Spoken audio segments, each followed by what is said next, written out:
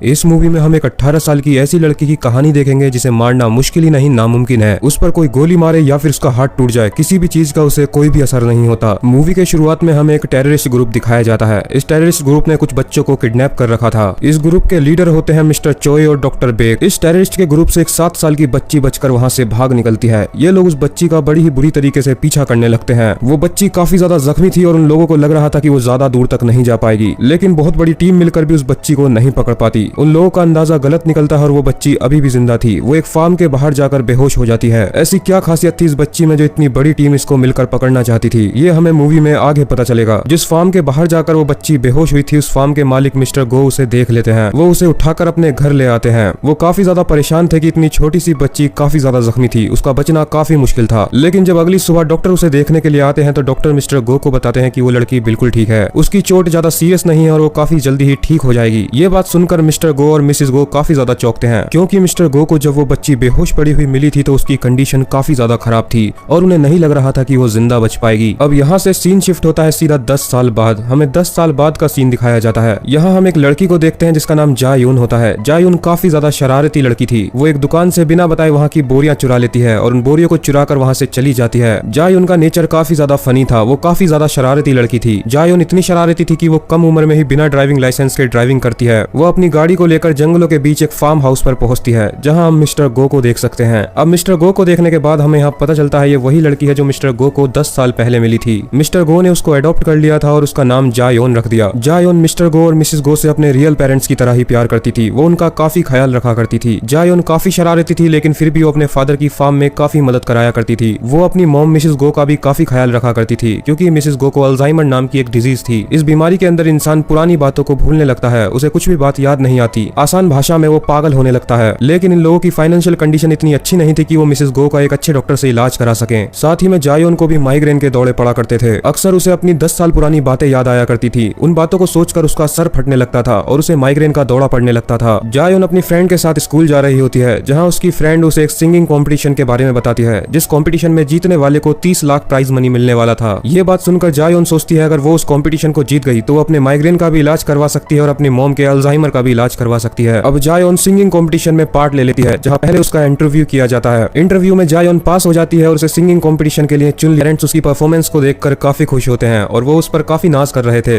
लेकिन जब वो उसकी लास्ट में मैजिक ट्रिक देखते हैं जिसमें उसने एक माइक को उड़ा दिया था, ये बात देखकर वो काफी ज्यादा हैरान हो जाते हैं। तभी जायोन की मॉम उससे बोलती है अगर तुम दुनिया के सामने अपनी शक्तियों को दिखाने लगोगी तो गड़बड़ हो जाएगी। जायोन के पेरेंट्स किस बारे में बात कर रहे थे ये हमें बाद में पता चलेगा। अगले दिन जायोन अपनी उसी दोस्त के साथ सिंगिंग कॉम्पिटिशन के स्टूडियो जा रही होती है। रास्ते में वो अपनी दोस्त के साथ काफी मस्ती कर रही होती है, लेकिन तभी उनकी सीट के सामने आकर एक अनजान लड़का बैठ जाता है। इस लड़के का नाम नोबल मैन था। ये देखने में काफी ज्यादा मासूम लग रहा था। वो जायोन को परेशान करने लगता है। वो जायोन से बोलता है कि वो उसे काफी पहले से जानता है, लेकिन जायोन उसे पहचान नहीं पा रही थी। तभी नोबल मैन उससे बोलता है कि मैं तुम्हें तुम्हारा पास्ट याद दिलाता हूँ। वो उससे बोलता है कि बचपन में वो दोनों साथ ही रहा करते थे, लेकिन जायोन को अभी भी कुछ याद नहीं आता। जायोन की फ्रेंड इस बात से चिढ़ जाती है और वो नोबल मैन को वहाँ से उठाकर भगा देती है। अब नोबल मैन वहाँ से उठकर चला जाता है। जब वो यहाँ से जा रहा होता है तब उससे एक आदमी धोखे से टकरा जाता है। ये बात नोबल मैन से बिल्कुल भी बर्दाश्त नहीं होती। वो उस आदमी को बड़ी ही बेरहमी से मारने लगता है। नोबल मैन बस दिखने में ही मासूम था, लेकिन वो बहुत ज्यादा पावरफुल था। वो उस आदमी को एक हाथ से उठाकर ट्रेन से बाहर फेंक देता है। अब सीन शिफ्ट होता है और जायोंग अपने स्टूडियो पहुंच चुकी थी। वहाँ उसका सिंगिंग कॉम्पिटिशन होने वाला था। अपने सिंगिंग कॉम्पिटिशन के अंदर वो दोबारा से काफी अच्छा परफॉर्म करती है और अब वो क्वार्टर फाइनल के लिए सेलेक्ट हो चुकी थी। जायोंग जब स्टूडियो से बाहर आती है तो अचानक से उसके सर में दर्द होने लगता है। वो भागकर बाथरूम जाती है। वहाँ उसकी नाक और मुंह से खून आने लगता है। अब हमें कुछ समय पुराना सीन दिखाया जाता है, जहाँ हम देखते हैं जायोन एक डॉक्टर के पास गई थी। वो डॉक्टर जायोन को बताता है कि वो ज्यादा समय तक जिंदा नहीं रह पाएगी, क्योंकि उसकी कंडीशन काफी ज्यादा खराब है। अब जायोन बाथरूम से बाहर आती है, जहाँ उसकी फ्रेंड उसका वेट कर रही थी। वो दोनों साथ मिलकर स्टूडियो से बाहर आ जाते हैं। वो दोनों बाहर खड़े होकर टैक्सी का वेट कर रहे होते हैं, लेकिन तभी वहाँ पर कुछ ब्लैक कार आती हैं। उन कार के अंदर से एक इंसान बाहर आता है। ये मिस्टर चोय था, जिसे हमने मूवी के स्टार्टिंग में देखा था। ये वही है जिसके चंगुल से जायोन बचकर भाग गई थी, लेकिन जायोन उसे नहीं पहचान पाती। जायोन और उसकी फ्रेंड को उससे खतरा लगता है। वो दोनों भागकर एक टैक्सी के अंदर बैठ जाते हैं। इतने सालों बाद मिस्टर चोय को जायोन का पता मिल चुका था। दरअसल में जायोन ने जब सिंगिंग कॉम्पिटिशन के अंदर काफी अच्छा परफॉर्म किया था, तो वहाँ मिस्टर चोय और डॉक्टर बेक ने उसे देख लिया था। और जब जायोन ने अपनी मैजिक ट्रिक की, उसने उस माइक को हवा में उड़ाया, तभी वो लोग समझ चुके थे ये वही लड़की है जो उनके चंगुल से बचपन में भाग गई थी। अब मिस्टर चोय डॉक्टर बेक के पास वापस जाता है। डॉक्टर बेक उसकी इस बात से काफी नाराज थी कि वो जायोन को पकड़ कर नहीं ला सका। अब डॉक्टर बेक सोच रही थी कि वो चोय को अपनी टीम से निकाल देगी। सीन शिफ्ट होता है। अब जायोन और उसकी फ्रेंड फ्रेंड बस स्टैंड पर बस का वेट कर रही होती हैं। लेकिन तभी वहाँ एक गाड़ी में नोबल मैन आ जाता है। नोबल मैन उसे अपनी गाड़ी में बैठने के लिए बोलता है, लेकिन जायोन उसकी कोई बात नहीं सुनती। तो नोबल मैन उसे धमकी देता है कि उसकी फैमिली भी है और अगर वो नहीं बैठी तो वो उसकी फैमिली को नहीं छोड़ेगा। ये बात सुनकर जायोन और उसकी दोस्त घर की तरफ दौड़ने लगते हैं। जायोन की फ्रेंड अपने फादर को कॉल कर देती है क्योंकि उसके फादर पुलिस में थे। अब जायोन भागकर अपने घर पहुंच जाती है, जहां वो देखती है उसकी फैमिली बिल्कुल ठीक थी और वहां पर जायोन की फ्रेंड के फादर भी पहुंच चुके थे। इस घटना के बाद से जायोन काफी ज्यादा डर चुकी थी, इसीलिए उसकी फ्रेंड डिसाइड करती है कि वो आज रात उसी के पास सोएगी। जब सब लोग सो रहे होते हैं तो रात में जायोन को दोबारा से माइग्रेन के दौरे पड़ते हैं। तभी जायोन की फ्रेंड उठकर वॉशरूम जाने लगती है। कुछ देर बाद जायोन को बाहर से कुछ आवाजें आती हैं। वो उठकर जब बाहर जाती है तो उसे एक आदमी गन पॉइंट पर ले लेता है। उसके घर के अंदर रात में मिस्टर चोय और उसके आदमी घुस चुके थे। उन लोगों ने उसकी फैमिली को भी बंदी बनाया हुआ था और उसकी फ्रेंड को भी चाकू की नोक पर रखा हुआ था। मिस्टर चोय जायोन से बोलते हैं अगर वो उनके साथ नहीं गई तो वो सब लोगों को मार डालेंगे। लेकिन तभी अचानक से जायोन को दोबारा से माइग्रेन का दौरा पड़ने लगता है, लेकिन इस बार वो बिल्कुल चेंज हो चुकी थी।